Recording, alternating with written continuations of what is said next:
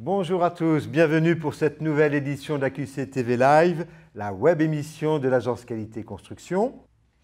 Aujourd'hui, deux sujets principalement, comment mettre en œuvre un diagnostic inondation et le nouveau NFDTU 4510, isolation des combles par panneaux ou rouleaux en laine minérale manufacturée. Dès à présent, je voulais vous remercier parce que c'est vous qui avez choisi ce deuxième sujet et aussi, vous nous avez posé par Internet, par les réseaux sociaux, de nombreuses questions. Sommaire.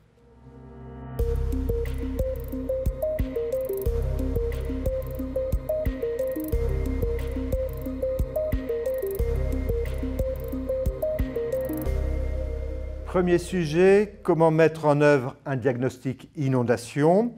J'accueille Stéphanie Bidot. Merci Stéphanie d'être avec nous. Vous êtes directrice générale du CEPRI, Centre européen de prévention du risque inondation. Moi, je vous laisse vous présenter et présenter le CEPRI. Alors, le Centre européen de prévention du risque inondation, c'est une association loi 1901 spécialisée sur le risque inondation et à destination des collectivités territoriales et des élus locaux.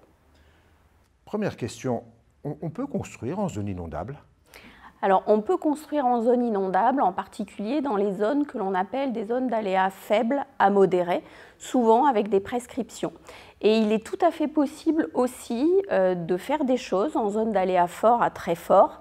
Et c'est important parce que souvent on a mal construit et que c'est important de profiter d'opérations de rénovation pour essayer de réduire la vulnérabilité au risque inondation des bâtiments existants.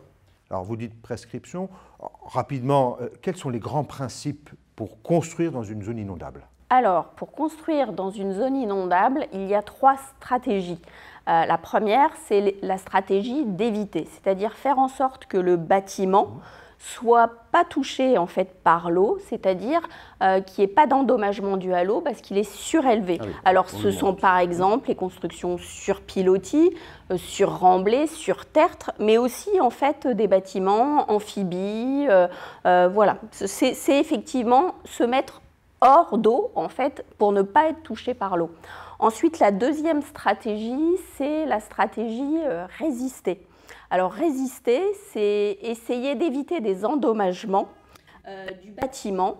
Donc c'est retarder, voire éviter des endommagements. Alors pour ça, on va obturer par exemple des ouvertures, alors soit par des actions temporaires, soit par des actions permanentes, du type bâtard d'eau, sac de sable, muret, pourquoi pas. Donc ça, c'est la deuxième stratégie. Et la troisième stratégie, c'est la stratégie céder. Donc céder, ça, c'est d'accepter que l'eau rentre en fait dans le bâtiment, mais en évitant au maximum l'endommagement, par exemple par l'utilisation de matériaux particuliers ou par des matériaux qui sont facilement remplaçables ou très peu sensibles à l'eau. Donc ça, c'est les trois stratégies. Éviter, résister, céder.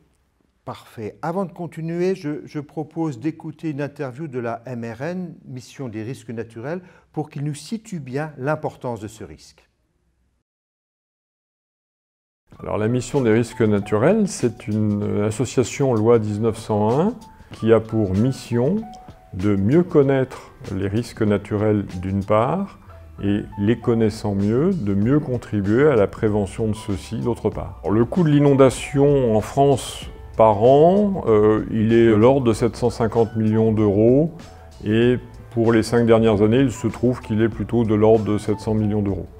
Voilà, mais donc on est toujours sur un ordre de grandeur, 700-800 millions d'euros annuels liés aux dommages consécutifs aux inondations. Alors, les garanties qui prennent en compte le risque inondation sont de deux types. Il y a évidemment la garantie bien connue inondation suite à arrêté catastrophe naturelle favorable. Et donc là, la garantie joue au titre de la garantie CatNat. Et puis il y a un certain nombre d'inondations qui ne sont pas reconnues CatNat, mais pour lesquelles les assureurs, la plupart des assureurs, offrent des garanties inondations. Et à ce moment-là, effectivement, un certain nombre d'inondations sont prises en charge au titre de ces garanties hors CatNat. Dans les prochaines années, les perspectives sont effectivement à une aggravation des dommages consécutifs au risque inondation. Par rapport aux sommes connues indemnisées sur la période 90-2015, les perspectives dans le cadre d'une étude menée par la Fédération française de l'assurance à un horizon 2040, les perspectives sont le plus que doublement des sommes indemnisées au titre de l'inondation. Dans le cadre de la rénovation des bâtiments, on a effectivement une opportunité de contribuer à réduire la vulnérabilité des bâtiments au risque d'inondation, notamment à l'occasion des travaux de rénovation énergétique. Donc l'objectif d'atteindre de nouveaux objectifs en termes d'atténuation est une opportunité également de progresser en termes d'adaptation. Comment profiter des travaux de rénovation énergétique pour en même temps améliorer l'adaptation du bâtiment à l'exposition aux inondations. Retour sur le plateau avec Stéphanie Bidot, donc directrice générale du CEPRI. Stéphanie, votre impression sur le monde du bâtiment est-il sensibilisé à ce risque inondation? Non, insuffisamment, parce que pendant longtemps, on s'est beaucoup protégé, par exemple, par des digues, par des ouvrages de protection, et du coup, on a installé des bâtiments en zone inondable, mais sans tenir compte de la présence de l'eau. Donc, on voit bien que maintenant, il faut une véritable sensibilisation de toutes les personnes, de toute la chaîne, et y compris de la chaîne des professionnels de la construction.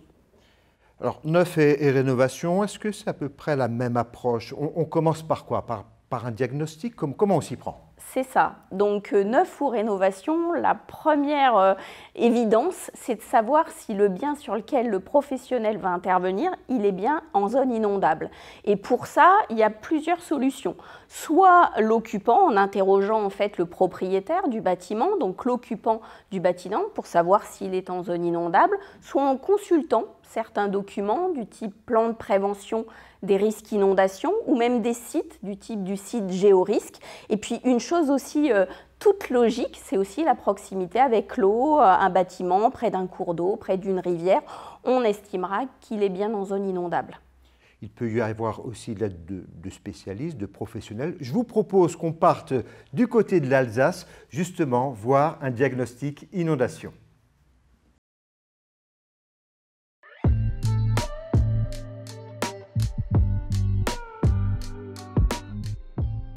Bonjour, je m'appelle Emmanuelle Bischoff. Je suis chargée des diagnostics inondations dans le cadre des PAPI et pour le compte du SDEA, le syndicat des eaux et d'assainissement d'Alsace-Moselle. Alors les PAPI, ce sont des programmes d'action de prévention des inondations qu'on retrouve au niveau national et leur objectif en fait est de réduire les conséquences dommageables des inondations, que ce soit au niveau des biens des personnes, des activités économiques ou encore environnementales. Le SDEA en fait, a lancé une campagne qui s'appelle l'opération Pied au Sec, qui vise donc les communes qui sont en zone inondable et les particuliers dont l'habitation est dans cette zone recevront un courrier avec une plaquette expliquant ce qu'est l'opération Pied au Sec et c'est par ce biais-là que le particulier pourra nous contacter pour obtenir ce diagnostic. J'ai été contacté par les services de l'État. Et donc, j'ai voulu savoir de quoi il était question et j'ai profité de l'occasion pour échanger. Nous avons souhaité un diagnostic inondation parce que la propriété est située immédiatement au bord du Mühlbach, qui est un canal de dérivation de l'Ill. Donc, il y a non seulement un risque potentiel, mais on a vécu de petites inondations. Donc, c'est quelque chose qui nous concerne souvent. La commune de Matzenheim est dotée d'un PPRI, donc un plan de prévention du risque inondation, qui rend obligatoire certaines mesures pour la protection des habitations qui sont en zone inondable. Il y a notamment les bâtards d'eau, donc ce sont des dispositifs amovibles qu'on va mettre au niveau des ouvrants, les portes d'entrée, les portes de garage, les portes-fenêtres, pour éviter à l'eau de pénétrer à l'intérieur. Les diagnostics inondation sont gratuits.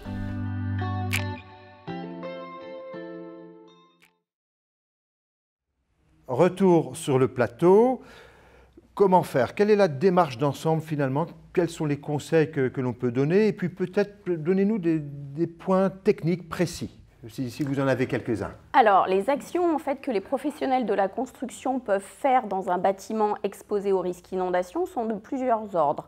Par exemple, il y a la rehausse des installations électriques, c'est-à-dire mettre hors d'eau en fait, les installations électriques, les prises électriques. Donc ça, c'est une première chose.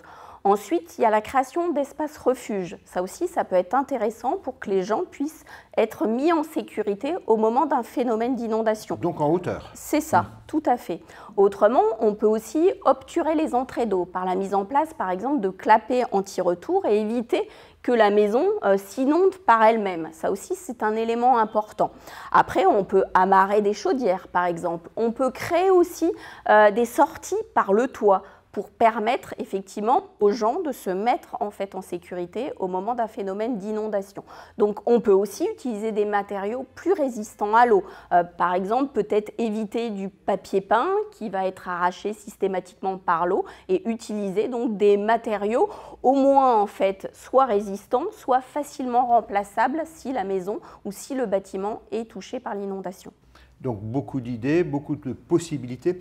Mais est-ce qu'il y a des points de blocage, je pense peut-être du côté des maîtres d'ouvrage, des clients? Alors oui, bien évidemment.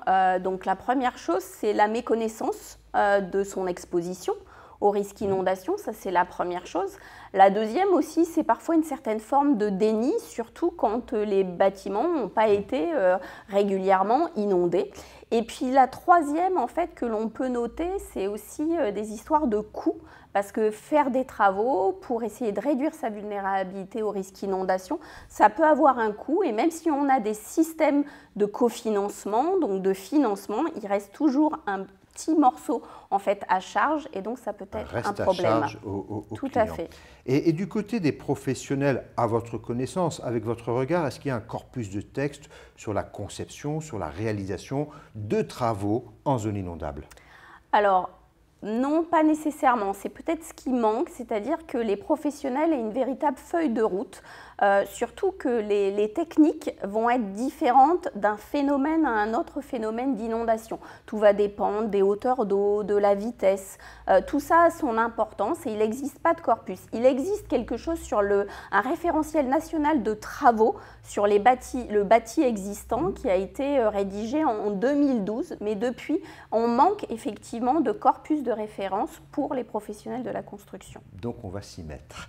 Un point spécifique, suite à sinistre inondation, comment on s'y prend pour réparer? On est quand même dans l'urgence là. Est-ce qu'il n'y a pas quand même des points un petit peu spéciaux? Eh bien, on aurait besoin de ce fameux corpus, parce que quand on est en fait en post-sinistre, on a besoin d'aller vite, on a besoin en fait, et les gens ont besoin de retrouver leur environnement rapidement. Et donc en fait, c'est on va dire, c'est de la rénovation qui se passe dans un délai très rapide.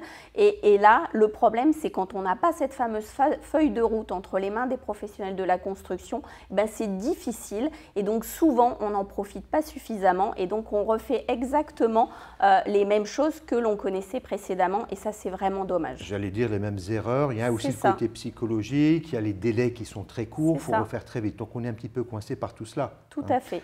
Alors vous savez que vous pouvez poser des questions par internet, par nos réseaux sociaux. Stéphanie, j'en ai une un petit peu précise, votre avis, voilà, je vous la lis. Ma maison est sous niveau de chaussée de 40 cm, le circuit d'évacuation du tout à l'égout est 1 mètre sous mon niveau. Quels sont les risques? Alors, tout dépend effectivement de la capacité de ce système d'évacuation.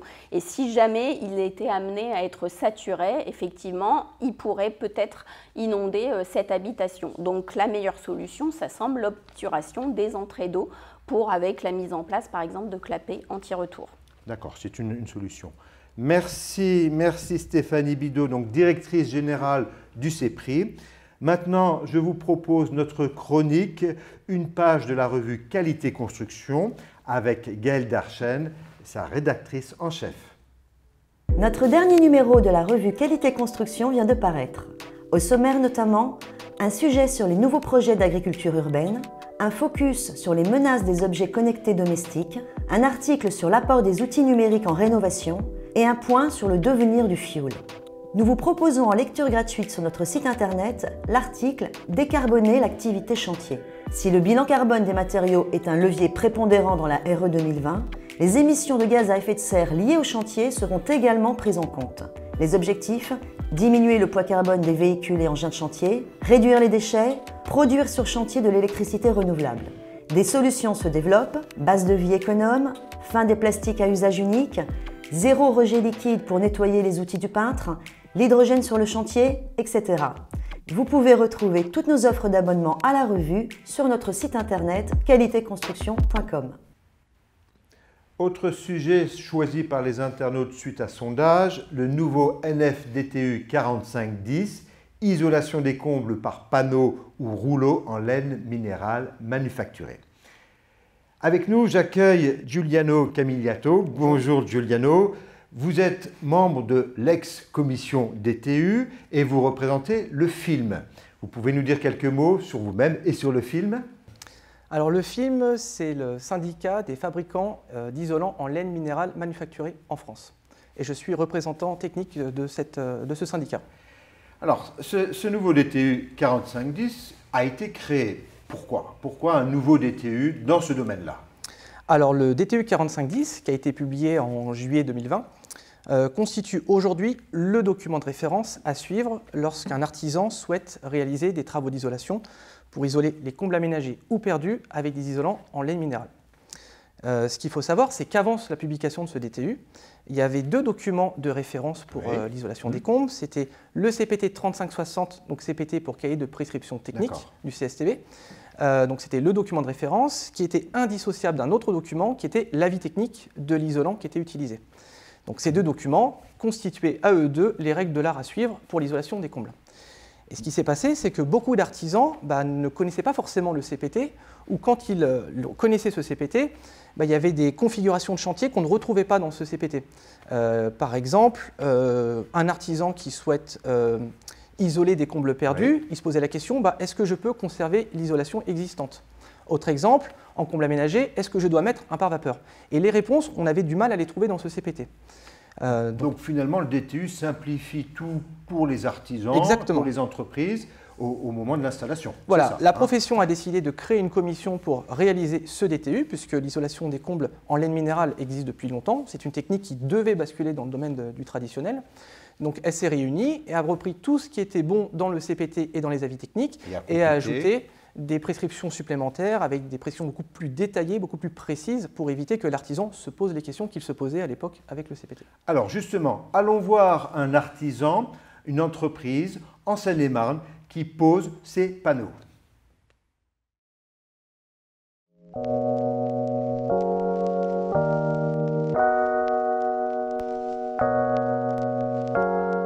Bonjour, Kevin Wilfer, entreprise ITG, dirigeant d'une entreprise de secondes œuvres spécialisée dans la plaque de plâtre, l'isolation par l'intérieur et les faux plafonds.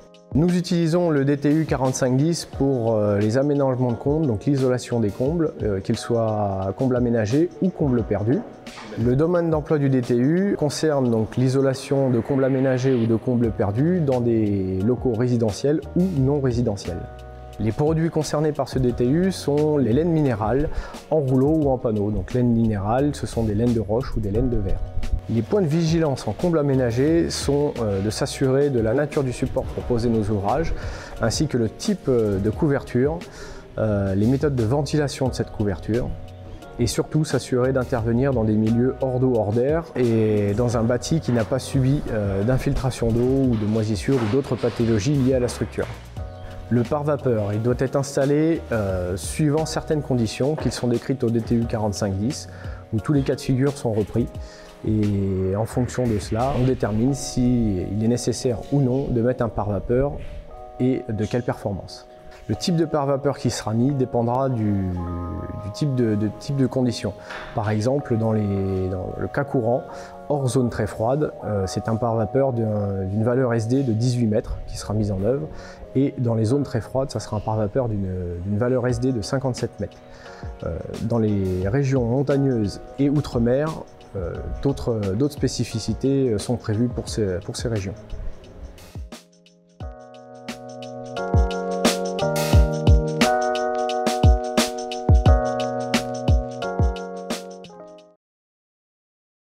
Retour sur le plateau, Giuliano Camigliato est avec nous pour nous parler de ce DTU.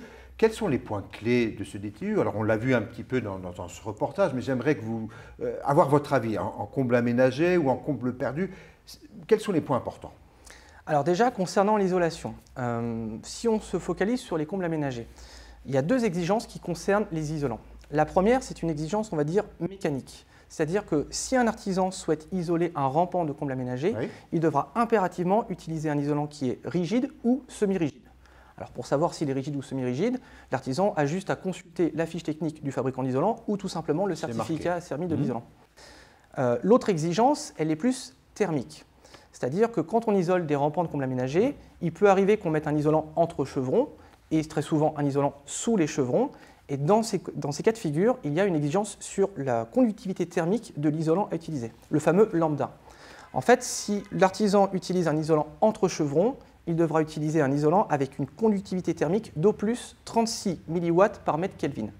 Et s'il utilise un isolant sous les chevrons, la limitation sera montée jusqu'à 38 mW par mètre Kelvin. Donc tout est précisé dans le DTU. C'est précisé. Et ce qui est important de retenir, c'est qu'on ne peut pas utiliser tous les types d'isolants en laine minérale pour l'isolation des rampants. C'est pour ça qu'il y a ces préconisations, ces prescriptions, l'objectif étant d'écarter les produits qui ne sont pas compatibles avec l'utilisation en rampant de comble aménagé. D'accord. Alors moi, quand j'entends le mot isolation, je pense tout de suite par vapeur. Il y a des exigences donc sur le par vapeur aussi. Oui, alors c'est une très bonne question. Vous pouvez nous les rappeler ? Justement, voilà, ça c'est une question que beaucoup d'artisans se posent. Est-ce que je dois mettre un par vapeur en rampant de comble aménagé ? Alors, encore une fois, le DTU apporte des réponses claires et précises par rapport à ça. Ce qu'il faut savoir, c'est que le rôle du pare-vapeur, c'est de limiter les transferts de vapeur dans la paroi. Et la condensation dans la paroi. Exactement. Ah, c'est ça. Si je limite la quantité de vapeur, je réduis les risques d'avoir de la condensation dans la paroi. Et si j'ai de la condensation, les bois de charpente risquent de se charger en eau, il risque d'y avoir des moisissures, et on peut aller tout droit vers des ordres de type structurel. Oui, des pathologies Donc, graves. Il est important, très souvent, de mettre un pare-vapeur. Et le DTU précise les différentes configurations dans lesquelles le pare-vapeur est obligatoire et dans les cas où il est facultatif. Parce que, exemple. Alors, un exemple, si vous voulez, le besoin du pare-vapeur dépend du type de couverture, de la localisation du chantier. Est-ce qu'il y a un écran de toiture ou pas en couverture? Donc, en fonction de ces différentes configurations, on regarde le tableau qui est dans le DTU 4510 et qui vous dit, voilà, j'ai tel type de couverture, j'ai un écran ou pas, j'ai telle localisation géographique de mon chantier, je dois mettre un pare-vapeur dans ce cas de figure. D'accord, donc tout est précisé dans le DTU, il suffit d'aller le consulter. Tout à fait. Moi, je voudrais savoir, pour une entreprise, avant d'arriver sur le chantier, est-ce qu'il y a des points à regarder quand même? Oui, tout à fait. Il y a beaucoup d'opérations préalables parce que le DTU précise comment isoler, mais liste aussi toutes les opérations qu'il faut réaliser avant d'entamer les travaux d'isolation. Alors, il y en a une grande quantité. Je vais donner un exemple. En comble perdu, si vous avez des spots encastrés, avant de venir poser votre isolant, il ne doit pas être en contact avec le spot, donc il faudra protéger ce spot avec un capot de protection adapté. Quand il y a des conduits de fumée, par exemple, l'isolant ne doit pas être en contact avec le conduit de fumée, donc il faudra au préalable réaliser un coffrage tout autour du conduit de fumée. En rénovation, par exemple, du fait que vous allez apporter du poids supplémentaire sur le plafond, du fait de l'isolant que vous allez ajouter, l'artisan devra vérifier que le plafond sera capable de supporter ce poids supplémentaire. Donc toutes ces opérations sont clairement détaillées et identifiées dans le DTU 4510 avec des solutions qui sont proposées. D'accord, merci. Donc, vous savez que vous pouvez poser des questions par Internet un petit peu avant l'émission. On a eu un certain nombre de questions. On y a répondu déjà, donc on ne va pas toutes les reprendre. Je voudrais quand même que vous reveniez, vous l'avez évoqué juste à l'instant, le conduit de cheminée. Il y a quand même un point délicat, parce qu'à la fois il y a de la sécurité incendie, mais si on ne fait rien, il y a un pont thermique. Alors, comment on s'y prend là-dessus ? Alors le DTU préconise de garder une distance entre l'isolant et le conduit de fumée. Alors ce n'est pas pour les problèmes d'incendie, puisque les laines minérales sont incombustibles, c'est simplement pour éviter d'avoir un piège à calories. Donc ce qui préconise, c'est j'ai un conduit, je fais un coffrage tout autour et je ne mets rien entre mon coffrage et mon conduit. En revanche, il existe des solutions qui sont sous avis technique, ce qu'on appelle des coquilles isolantes, qui sont validées par la CCFAT. Et ces solutions peuvent réduire le risque de pont thermique que l'on peut avoir entre ce coffrage et ce conduit de fumée. Donc il y a des solutions. Il y a des solutions. Autre question, je vais la lire, elle est assez précise. Un pare-vapeur est obligatoire dans certains cas en rampant lorsqu'il y a déjà un pare-pluie. Mais que se passe-t-il si les rampants sont isolés, par exemple en 2021, et un pare-pluie installé plus tard en 2023 ? Alors, comment on fait là? Comment on articule ces différents travaux? Alors l'artisan, quand il réalise ses travaux d'isolation, il examine la configuration de son chantier. Est-ce qu'il y a un pare-pluie? Est-ce qu'il n'y a pas de pare-pluie? Donc en fonction de ça, il suit les préconisations du DTU à l'instant T et il réalise son ouvrage en fonction de la configuration de son chantier. Il met un pare-vapeur ou il n'en met pas, tout dépendra du type de couverture, de la localisation du chantier, comme on l'a dit tout à l'heure. En revanche, si dans 2, 3, 4, 5 ans, il décide de changer sa couverture et de remettre un écran de sous-toiture, c'est à ce moment-là qu'il faudra qu'il se pose la question: est-ce que je dois mettre un écran de sous-toiture ou pas, en fonction de ce qui aurait été installé quelques années auparavant. Donc il devra adapter en fonction il devrait s'adapter en fonction de la configuration de son chantier. Un examen préalable. Exactement. À cette question. Merci Giuliano Camillato, donc représentant du film. Chronique suivante, la chronique CDB, constat, diagnostic, bonne pratique, à partir des fiches pathologie bâtiment, et cette fois-ci sur les systèmes d'isolation thermique par l'extérieur.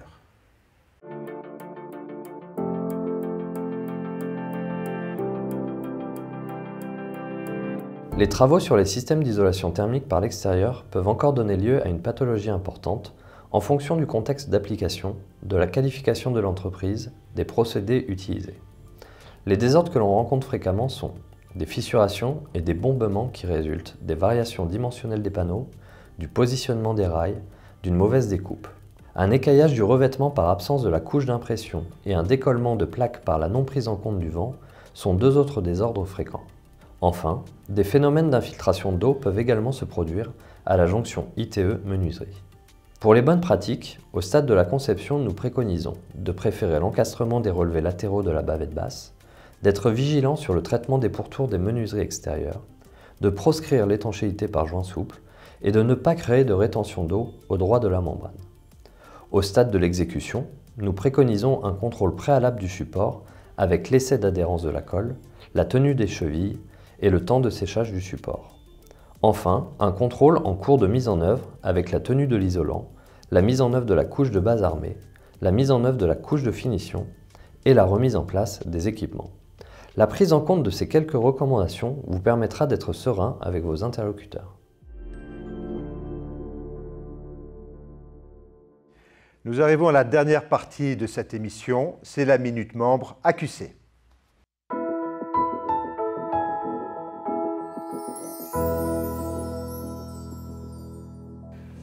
J'accueille Joël Le Goff. Joël, vous êtes président de Cobati. Vous pouvez nous dire quelques mots et nous présenter Cobati? Bonjour. Cobati est une association qui réunit les intervenants à l'acte de construire. C'est une association qui a été créée en 1957, qui était unique au départ et qui ensuite est devenue, au bout de quelques années, une fédération d'associations parce que notre implantation, elle est locale, elle est territoriale. Donc aujourd'hui, nous réunissons 135 associations différentes, à la fois sur les territoires nationaux, France, métropole et Outre-mer, ainsi que dans un certain nombre de pays étrangers, notamment les pays voisins, la Suisse romande, l'Italie, l'Espagne, la Catalogne, Barcelone, ainsi que des pays francophones, donc comme le Liban, et aussi des pays d'Afrique subsaharienne, comme la Côte d'Ivoire, comme Madagascar, où il y a des Cobati très vivaces. Et aujourd'hui, nous nous développons vers ces pays-là. Et qui sont les membres de Cobati? Alors, les membres sont tous les intervenants à l'acte de construire, de la conception et même en amont de la conception, comme les notaires, les géomètres, le triptyque maître d'œuvre, maître d'ouvrage, entreprise au moment de la réalisation, et après, en aval, tout ce qui intervienne au niveau du service après-vente, les assurances, même les avocats. Même eux. Et comment peut-on devenir membre de Cobati? Alors, on devient membre de Cobati lorsqu'on est connu dans nos métiers par la valeur, par la qualité de notre travail et reconnu par nos pairs. Il faut être parrainé pour devenir membre, il faut être parrainé par deux membres de Cobati, par deux cobatistes, deux anciens. Et lorsqu'on est reconnu et lorsqu'on apporte un élément complémentaire à l'association locale, territoriale, on apporte du positif, on apporte un métier complémentaire à tous les métiers qui existent déjà. Puisque j'ai cité tout à l'heure la liste de tous les métiers, Oui. mais y compris dans la maîtrise d'œuvre, il y a à la fois il y a les architectes, il y a les ingénieurs de bureaux d'études, par exemple, hein, je cite eux, mais Cobati réunit 130 métiers différents. Ah Donc oui. ça... Alors, 130 métiers, mais quels sont vos sujets d'actualité? Peut-être vos actions? Vous pouvez peut-être préciser une ou deux actions spécifiques? Absolument. Nos actions, déjà, c'est d'améliorer la qualité de notre travail et nos connaissances dans nos métiers respectifs. C'est ce qui crée d'ailleurs notre lien privilégié avec la QC. Oui. Mais aussi, nous avons des actions vers la formation, vers les jeunes, parce que pendant très longtemps, les métiers de la construction ont été décriés et n'avaient pas l'attractivité nécessaire pour un bon renouvellement. Depuis quelques années, c'est différent. Nous avons mis en place un trophée jeune qui crée une certaine émulation au niveau des établissements de formation. Et ce trophée jeune, il est fait au plan local, bien entendu. Il y a quelques jours, le trophée jeune a été remis à Caen, par exemple. Il y a des trophées jeunes aux 4 coins de l'Hexagone pour primer les jeunes qui sont les plus méritants. Et nous sommes en lien avec un ou plusieurs établissements, souvent les CFA, mais ça peut être les lycées d'enseignement professionnel, ça peut être les fédérations compagnoniques. Donc c'est très concret, finalement. C'est très concret. Et je sais que vous apportez beaucoup à l'Agence Qualité Construction, vous participez à nos travaux, mais en retour, comment vous voyez l'Agence Qualité Construction? Qu'est-ce que l'AQC vous apporte? Alors l'AQC nous apporte son expertise. Pour nous, l'expertise de l'AQC est très importante. Nos membres donc sont friands de ce que vous faites. Alors aujourd'hui, dans des domaines nouveaux d'ailleurs, aujourd'hui on est très orienté vers la rénovation du bâti, notamment dans des domaines qui concernent l'économie d'énergie, donc le thermique, qui concerne aussi l'accessibilité. Ah oui. Donc ce sont autant de domaines vers lesquels les progrès sont nombreux et vers lesquels nous souhaitons nous mettre à jour au niveau des techniques qui sont mises en place. Merci Joël Le Goff, président de Cobati. Merci pour toutes ces précisions. Cette émission touche maintenant à sa fin. C'est le moment de vous rappeler quelques précisions. Vous trouverez tous les liens dans la description de la vidéo. Vous pouvez nous faire part de vos retours, notamment par les réseaux sociaux. N'oubliez pas de cocher la petite cloche sous la vidéo pour être averti des mises en ligne. Prochaine émission AQC TV Live après l'été. Comme d'habitude, on vous sollicitera pour choisir un des sujets à traiter. Merci d'avoir été avec nous. Merci à toute l'équipe d'AQC TV Live, ceux qui sont entre autres à la technique ou derrière les caméras. Nawel Kadjeou, Corinne Jouanin, Richard Audibert, Mathias Giuliani. Et un merci spécial à Davy Michalet, car il va quitter l'AQC pour aller vers d'autres horizons, vers d'autres projets. C'est lui qui a créé AQC TV Live en 2018. C'est lui qui, plus largement, a créé la chaîne YouTube AQC TV. Bonne route, bon week-end à tous et à bientôt. Au revoir.